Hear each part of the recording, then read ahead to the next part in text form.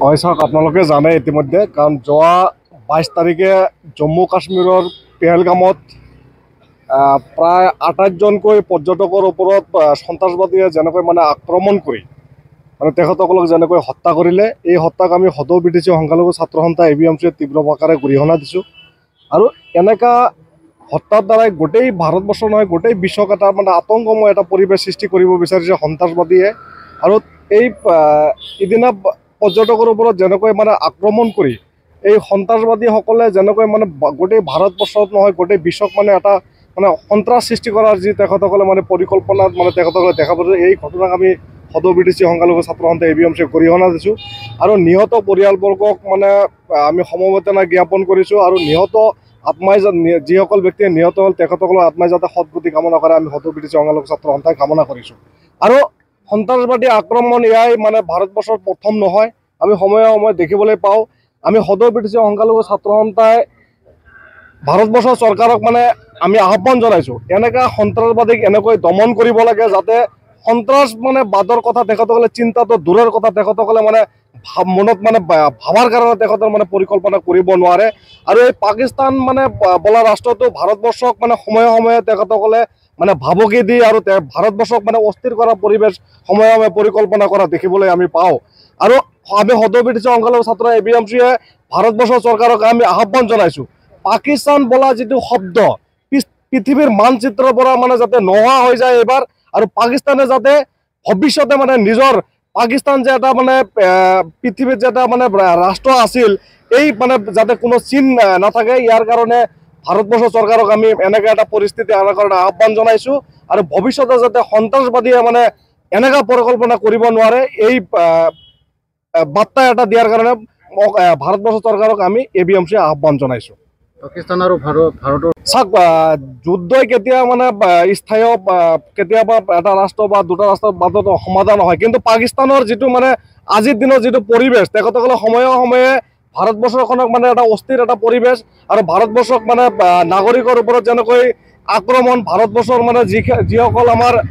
Security আছে, তেখেতসকলৰ ওপৰত যেনেকৈ আক্ৰমণ কৰিব বিচাৰি আছে বা কৰে, এই পাকিস্তান বোলা শব্দটো ভাৰতবৰ্ষৰ মানচিত্ৰৰ পৰা নোহোৱা কৰাৰ কাৰণে যি পৰ্যায়লৈকে যাব লাগে ভাৰত চৰকাৰে যোৱাৰ কাৰণে আমি আহ্বান জনাইছোঁ। অৰ্থাৎ 22 তাৰিখে কাশ্মীৰ উপত্যকাত পেহেলগামৰ এখন পৰ্যটকস্থলীত পাকিস্তান আশীৰ্ষপুষ্ট যিটো সন্ত্ৰাসবাদী যিটো তাত সন্ত্ৰাস চলালে, সাধাৰণ নাগৰিকক যেনেকৈ গুলীয়াই হত্যা কৰিলে, এই হত্যাকাণ্ডক এনেকুৱা বৰ্বৰ হত্যাকাণ্ডক আমি ABMCয়ে তীব্ৰ ভাষাৰে গৰিহণা দিছোঁ। আমি ধিক্কাৰ জনাইছোঁ যে ভাৰতবৰ্ষ স্বাধীনতা বা দেশ বিভক্ত হোৱাৰ পিছৰে পৰা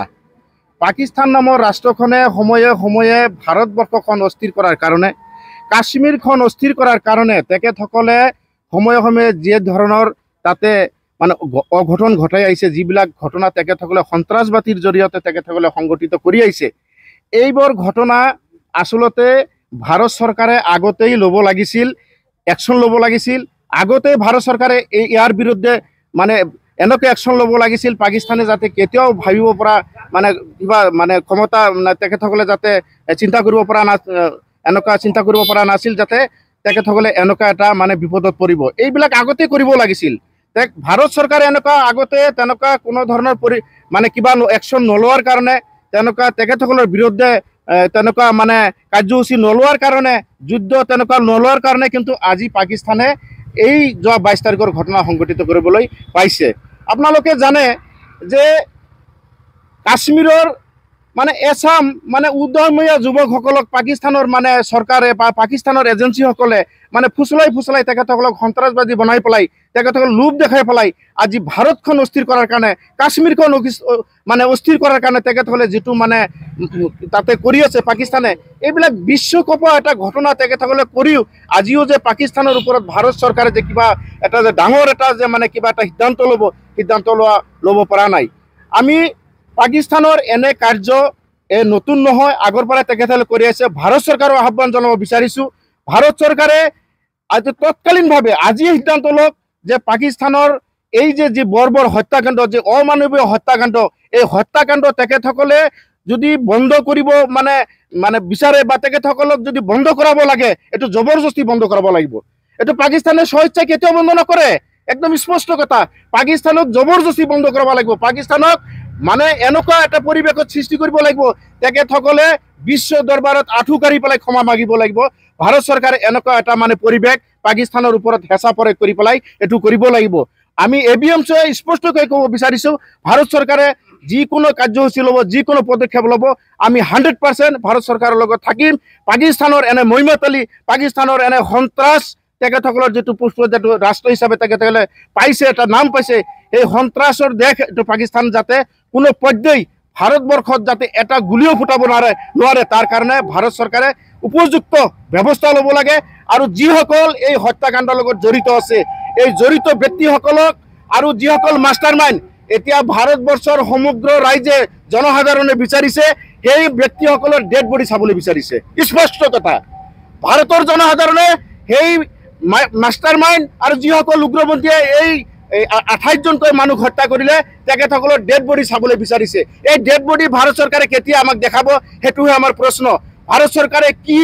মানে একশ্যন পাৰিব তেখেতসকলৰ ডেড বডি ভাৰতত আনি মানে পেলাব পাৰিব সেই একশ্যন ল'ব লাগে ভাৰতৰ জনগণ সাধাৰণ ৰাইজ ভাৰত চৰকাৰৰ লগত বৰ্তমান আছে গতিকে পাকিস্তানৰ ওপৰত ডাঙৰ এটা মানে সিদ্ধান্ত লৈ পেলাই এইবিলাক সন্ত্ৰাসবাদ দমন কৰাৰ কাৰণে যিকোনো মানে কঠোৰ ব্যৱস্থা লোৱাৰ কাৰণে আমি আহ্বান জনাইছোঁ আৰু এটা কথা ক'ব লাগিব চাওক ভাৰতবৰ্ষখন পৃথিৱীৰ ভিতৰত চতুৰ্থ এটা শক্তিশালী দেশ মানে সেনা অৰ্ধবাহিনী সেনা হিচাপে চতুৰ্থ এখন দেশ এই ভাৰতবৰ্ষৰ মানে যদি প্ৰতিটো চোৰাংচোৱা বিভাগ বা সেনা বাহিনীয়ে যদি ইচ্ছা কৰে যে ভাৰতৰ ভূমিত এটা গুলিও ফুটাব নোৱাৰে আজি এইখন এটা ঘটনা এই ঘটনা সংঘটিত হ'ল ইমান মানে এনেকৈ এটা ঘটনা সংঘটিত কৰিলে আমাৰ গৃহ বিভাগ চোৰাংচোৱা বিভাগে অলপ হ'লেও আগতীয়াকৈ এইবিলাক খবৰ ৰাখিব লাগিছিল তো অকল সেইবিলাকে নহয় তেনেকুৱা ঘটনা আজি চোৰাংচোৱা বিভাগে বা আমাৰ সেনা বাহিনীসকলে নিশ্চয় তেখেতসকলে এই ঘটনাবিলাক যাতে ভৱিষ্যতে নহয় তেখেতসকলে একেবাৰে দায়বদ্ধতাৰে দেশৰ হৈ কাম কৰিব লাগিব দেশৰ সাৰ্বভৌমত্ব আৰু অখণ্ডতা অটুট ৰখাৰ ক্ষেত্ৰত তেখেতসকলে সক্ৰিয়ভাৱে কাম কৰিব লাগিব ৰাইজ আপোনালোকৰ লগত আছে আপোনালোকে কোনো কাৰণতে পিছুৱাই আহিব নালাগে পাকিস্তানৰ এনে মহিমাতলী পাকিস্তানৰ এনে মানে মানৱ মানে হত্যাকাৰী এটা দেশ সেই দেশক কোনো কেনেকৈ মানে তেখেতসকলক মানে ধ্বংস কৰা যায় সেই ধ্বংস কৰাৰ পৰিকল্পনা ভাৰত চৰকাৰে কৰিব লাগে ল'ব লাগে আমি এবিএমচি সদায় আমি ভাৰত চৰকাৰৰ লগত থাকিম পাকিস্তানৰ এনে মানে অমানৱীয় কাৰ্য কোনো পৰ্যায় সহ্য কৰা নহয় আমি এবিএমচি স্পষ্টকৈ পাকিস্তানক সকীয়াই দিছোঁ যে মুছলমানক এই ভাৰতবৰ্ষত যাতে কোনো পৰ্যায় আপোনালোকে ব্যৱহাৰ কৰি পেলাই যাতে এই ভাৰতবৰ্ষৰ মুছলমানক অশান্তি সৃষ্টি কৰিব নিবিচাৰে আমি ভাৰতবৰ্ষত ভালেই আছোঁ কোনো ধৰণৰ আমাৰ অশান্তি নাই আপোনালোকে যি সপোন দেখিছে আপোনালোকে যি সন্ত্ৰাস সৃষ্টি কৰি ভাৰতবৰ্ষখনত অশান্তি সৃষ্টি কৰিব বিচাৰে এই কাৰ্য আমি ভাৰতৰ মুছলমানসকলে পাকিস্তানক সকীয়াই দিছোঁ কোনো পৰ্যায় আপোনালোকে এই মুছলমানসকলক যাতে মানে আপোনালোকে জোকাই নলয় তেনেহ'লে কিন্তু পাকিস্তানৰ বিৰুদ্ধে আমি মুছলমানসকলক যুদ্ধ কৰাৰ কাৰণে ওলাই আহিম আৰু ভাৰত চৰকাৰে তৎকালীনভাৱে একশ্যন লওক আমি যাতে অতি মানে সোনকালে এই হত্যাকাৰীসকলৰ ডেড বডি আমি চাব পাৰোঁ এইটো আহ্বান আমাৰ ভাৰত চৰকাৰৰ ওচৰত থাকিল